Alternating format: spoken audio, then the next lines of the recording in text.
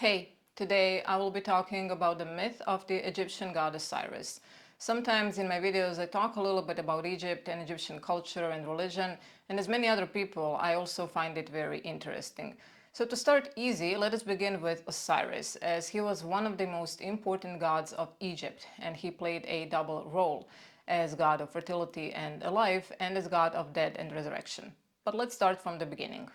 The exact story of Osiris is nowhere found in a connected form in Egyptian literature. However, everywhere and in texts of all periods, the life, sufferings, death, and resurrection of Osiris are accepted as facts generally acknowledged.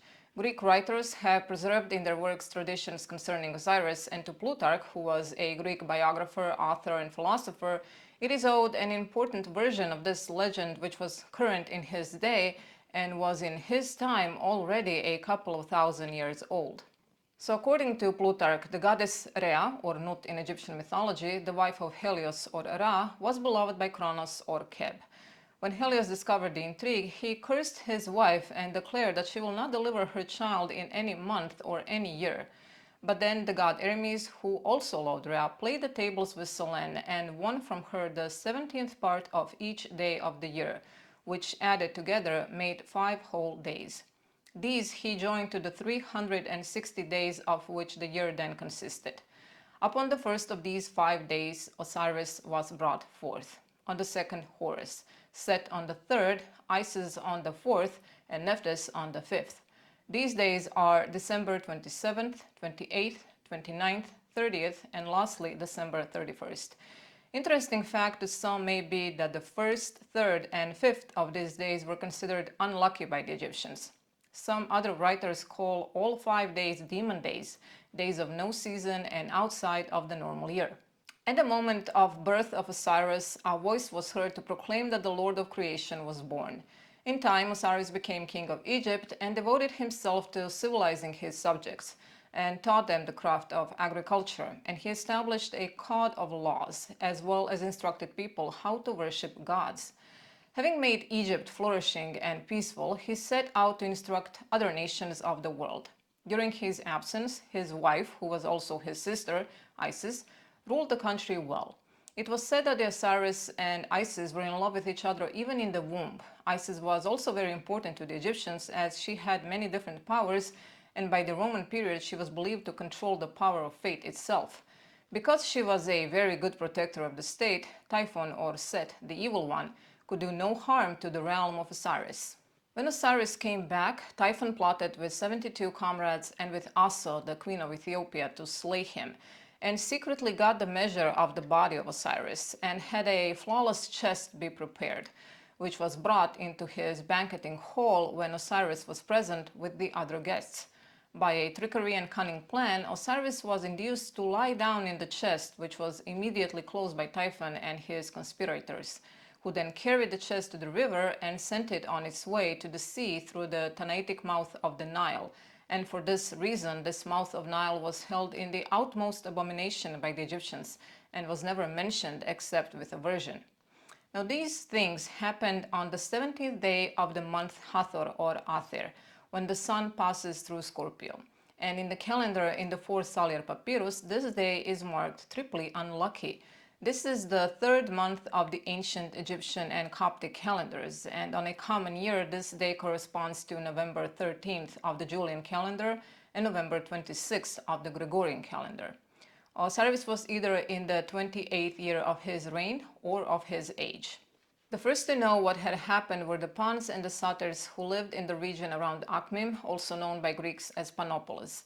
At some point the news was brought to Isis at Coptos, and she cut a piece of her hair as a sign of mourning and put on mourning apparel.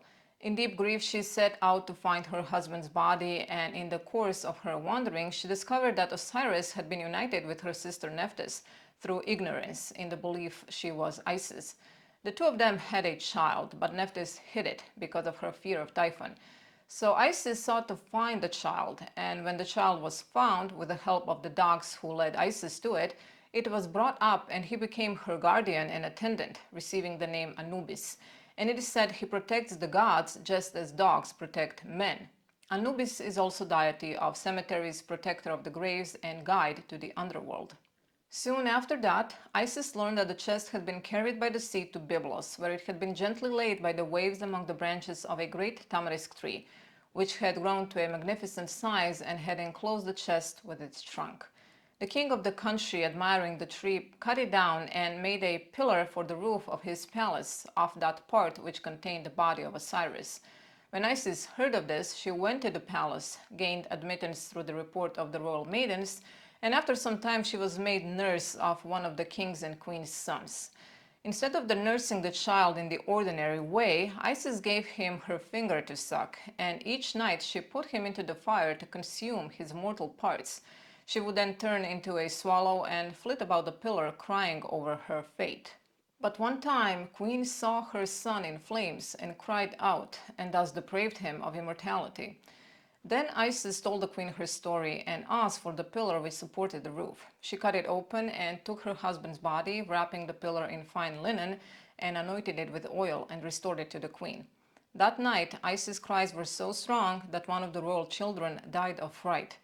She then brought the chest by ship to Egypt, where she opened it and embraced the body of Osiris. She asked her son Horus to hide the chest in a secret place, but Typhon, who was hunting one night by the light of the moon, found the chest and, recognizing the body, tore it into 14 pieces, which he scattered, each piece in a different place. Isis, hearing of this, took a boat made of papyrus, as this plant was disliked by crocodiles, and collected the fragments of Osiris' body. Wherever she found one, she held a funeral and built a tomb. By this time, Horus had grown up, and Osiris came to him from the other world and exercised and trained him for the battle against Typhon. The fight lasted many days, and Typhon was made captive. But Isis, to whom the care of the prisoner was given, set Typhon free. Horus, in his rage at what she has done, tore the royal diadem off her head, but Thoth gave her a helmet in the shape of a cow's head. The battle took place on the 26th day of the month Thoth, which was the first month of the Egyptian year, and it began on August 29th, and the 26th day is marked as unlucky, the reason being the fight between Horus and Set, or Typhon. They first fought in the form of men, then they took the form of bears, and in this state they fought for 3 days and 3 nights. Typhon was overcome in 2 other battles, and Horus was a victor. There is a version where Isis aided Set where he was getting the worst in fight, and Horus then cut off his mother's head, which Thoth transformed by his words of power into that of a cow and put on her body. On this day, offerings are to be made to Osiris and Thoth, but any kind of work is forbidden. Osiris was called the King of Eternity, the Lord of Everlastingness, the Prince of Gods and Men, the God of Gods, the Governor of the world, the Only One, or the Lord of the land on each side of the celestial Nile, the giver of life from the beginning, the primeval God, the Lord of time and bestower of the years. His original name is Usir, but this is probably not the right pronunciation.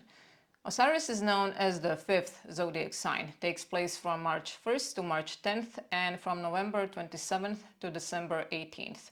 It is said that people born under the sign of Osiris are intelligent, strong, independent, and vulnerable, and may sometimes be aggressive and selfish.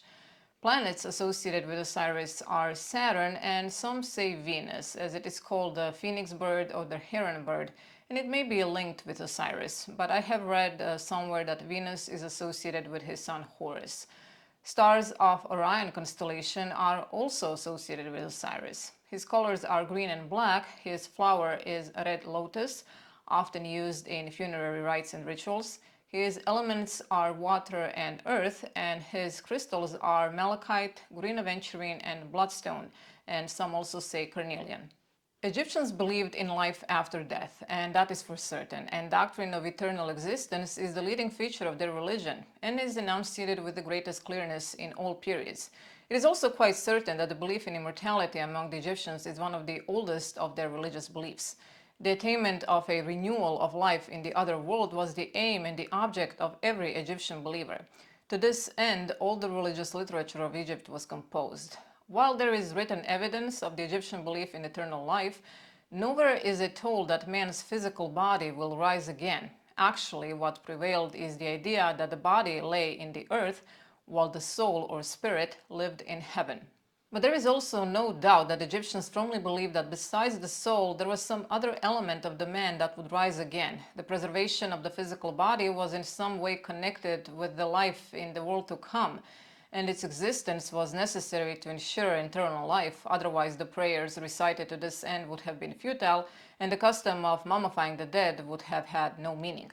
The never-ending existence of the soul was asserted in some passages without reference to specifically Osiris, but there was a frequent mention of the uniting of his bones and of gathering together of his body pieces, which seems to show that the spiritual and devoted Egyptian connected these things with the resurrection of his own body in some form, who argued that what had been done for him who was proclaimed to be giver and source of life must be necessary for mortal man. The physical body of a man considered as a whole was called khat, a word which seemed to be connected with something which is liable to decay. This word was also applied to the mummified body in the tomb, and such a body was attributed to the god Osiris. In the ancient texts, it is seen that the body neither leaves the tomb nor reappears on earth, but its preservation was necessary. The whole man consisted of a natural body, a spirit body, a heart, a soul, a shadow, a spirit soul, and a name. The life of the Osiris of a man in heaven is at once spiritual and material, and Egyptians probably had a habit of mixing the things of the body with the things of the soul. They believed in an intangible and immortal part of man, and when the Osiris has entered into heaven as a living soul, he becomes God, the Son of God, and all the gods of heaven become his brethren, and he walks among the living ones. Identification of the deceased with the God of heaven places him in the position of supreme ruler. And this is it. Today's quote is by Plutarch, whom I have mentioned at the beginning of this video. And he said, "The whole of life is but a moment of time. It is our duty, therefore, to use it, not to misuse it." Thank you for being here today. I hope you liked this video. If you did, please subscribe and press a like button. Let me know what you think, and I will see you in a couple of days. Bye!